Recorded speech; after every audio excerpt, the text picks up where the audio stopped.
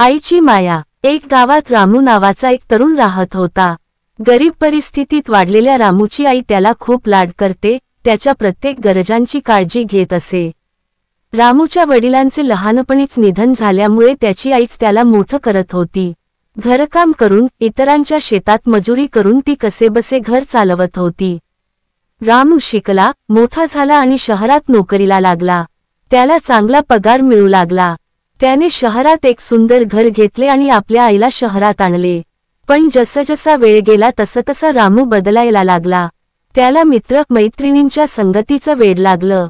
आईच्या साधेपणाची त्याला लाज वाटू लागली। कधी मित्र घरी आले तर आईच्या जुन्या साड्या, तिचा गावंढळपणा त्याला खटकू लागला। एके दिवशी रामूच्या मित्रांनी त्याला सुचवलं की तुझ्या आईला गावातच ठेव, इथे तुझ्या प्रतिष्ठेला धक्का लागतोय। हे ऐकून रामू आईला गावात सोडण्याचा निर्णय घेतो।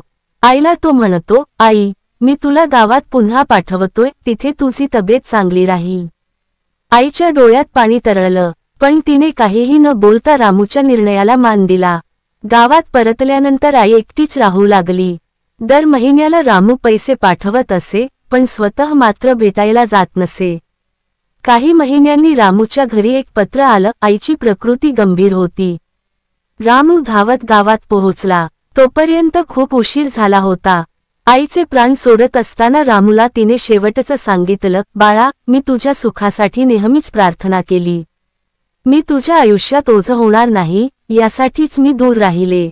पण एक गोष्ट विसरू नकोस, आईची माया कधीही संपत नाही।